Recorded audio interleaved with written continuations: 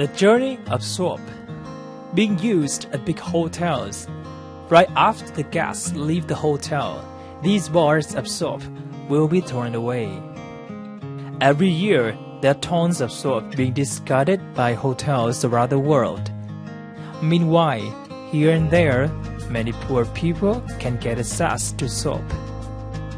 Recycling the used soap of hotels to deliver for free to poor people is the main target of Soap for Hope, a non-profitable project initiated by Still Air Worldwide since 2013.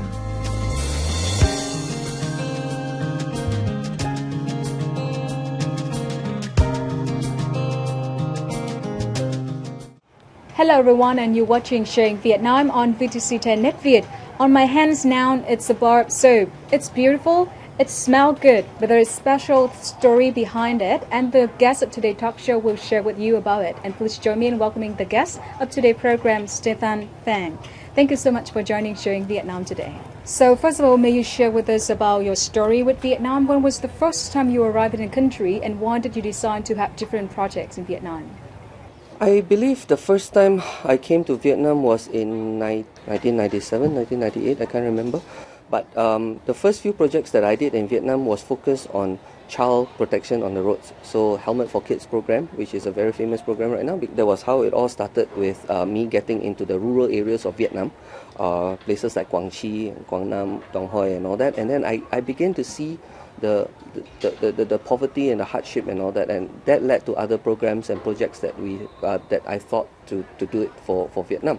A lot of these things, that the situations that Vietnam face, is not only unique to Vietnam. We see the same issues in Cambodia, in Indonesia, and Sri Lanka. So on my hands now, it's the bar of soap of the program Soap for Hope. So may you share with us about the initial idea of this special project? Still Air, as a company, we work a lot with hotels as a supplier to the hotels of all the hotels' cleaning and sanitation needs. So a hotel needs cleaning products like laundry chemicals. They also need carpet shampoo, toilet bleach. Anything that needs cleaning in a hotel, we supply the products. So we are in the hotels all the time. And we also look at the hotel's operation, and hotel's operation, to be a hotel, if you look at it, especially the 5-star ones, they are not very sustainable operations. Partly because of consumer expectation. If you are paying $350 a night, you don't expect low quality stuff. A lot of people go to this hotel, they stay 2 days, 1 night, they stay 3 days, 2 nights, and after they leave, what they do? Throw. Everything is discarded. But these are still good quality stuff. So it started me thinking, how can I find a way to convert this into a livelihood program so that people have a way to make a livelihood. So that was my starting point. This is actually not the first idea, it's not an original idea. There are other people who are already doing this, but other companies who are doing this, but they are doing this as a business. But their system is very different from my system, because their system is centralized, which means everything goes into a factory in US or another place that they set up a factory. What I wanted to do with the program is something that empowers people to make money, to make a living, and also as a form of free healthcare, because the soap will be distributed for free for use for the whole community. So the way I set it up is decentralized, localized.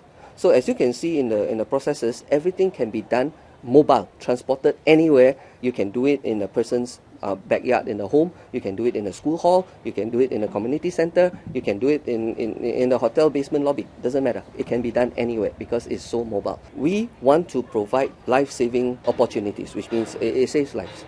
Number one objective is save life. How? Because we give soaps to people who lack access to soaps. Later on, you will also see that we add in things like lemongrass. So if you can see those black dots in here, these are actually lemongrass. So what we do is that we take natural ingredients that is also anti-insect repellent properties. Secondly, we want to provide livelihood for people. And objective number 3, now the hotels have a good and meaningful way to divert 3 tons of solid waste from the environment into something good. So you're protecting the environment as well.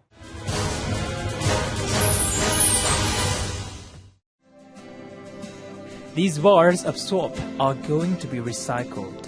With simple tools and easy-to-do methods, everyone can make a new eye-catching bar of soap.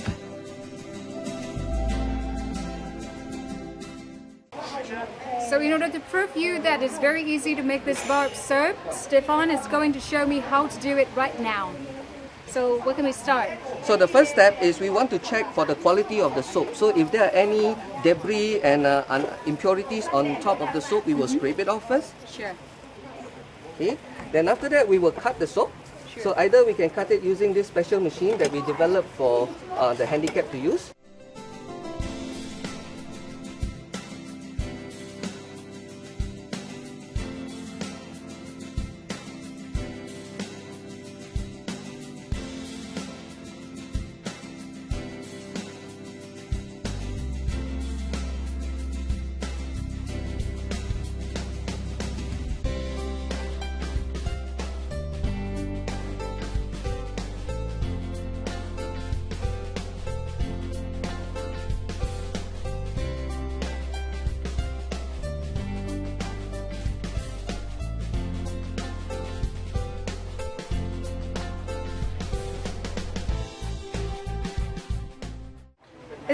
It's a bit wet now, but with this sunlight, natural sunlight, within like 10 or 15 minutes, it wouldn't get dry. And it's proof that it's very easy to make this type of soap. Thank you so much for showing me. I'm glad you enjoyed it. Recently, Soap for Hope has been implemented in Vietnam by Sealed Air in cooperation with the Center for Creative Initiatives in Health and Population in Hanoi. The project has a big social impact, which attracts many young Vietnamese voluntarily take part in.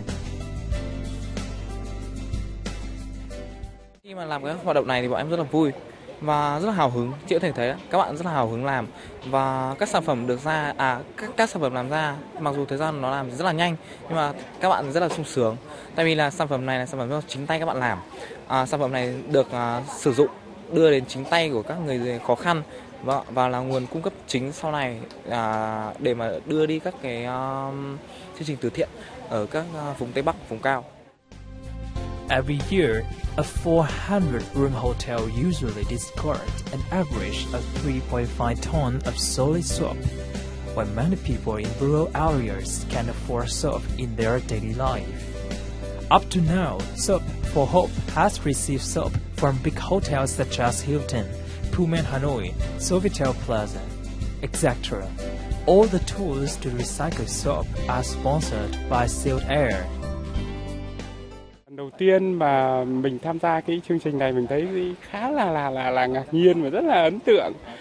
Lúc đầu mình nghĩ là trên hình ảnh mình gửi ở trên email cho mình, như là mình nghĩ là chắc là phải có một cái xưởng rất là phải to và nó phải rất là hiện đại như nào thì mới sản xuất được cái bánh xà phòng như vậy.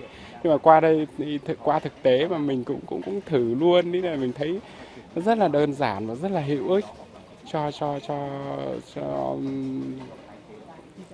cộng đồng, cho môi trường.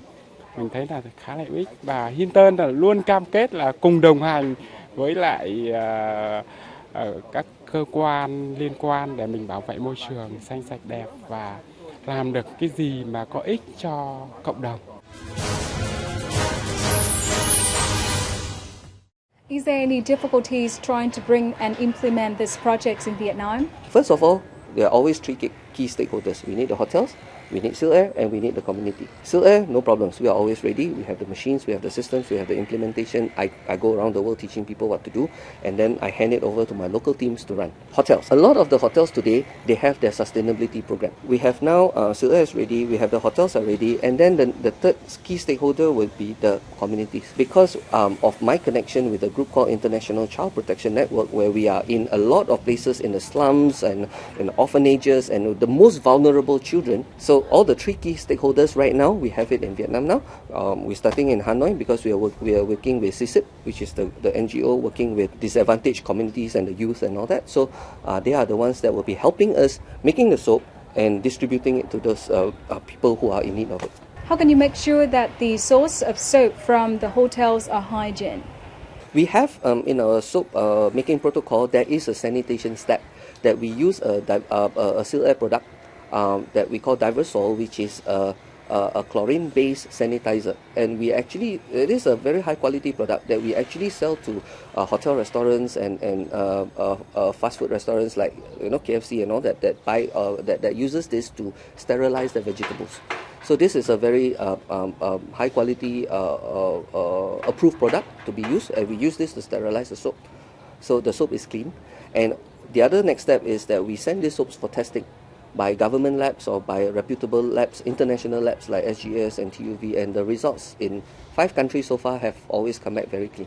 As far as I know, you just bring the projects to Vietnam and you are going to handle it down to the Vietnamese people and volunteers. So what do you think about their enthusiasm and also the willingness to help people in Vietnam? From my interactions with the volunteers yesterday, I'm very, very happy with the level of enthusiasm. The very fact that they are volunteering to do community work already tells me that they have the heart. And for them, Soap for Hope is another program that they can bring to the communities, whether or not it is just a hygiene awareness program or birth control program or whatever program that they are bringing right now today. They can just add Soap for Hope as another program that they are bringing to the communities, which I'm very, very happy to see the level of enthusiasm that they are showing. And I think this program, the success of it will depend on how they can sustain this. And I think what they like about this program is that it allows their creativity to show. Because what you're talking about is to take hotel soap, which is basically a piece of discarded soap, and converting it to something new.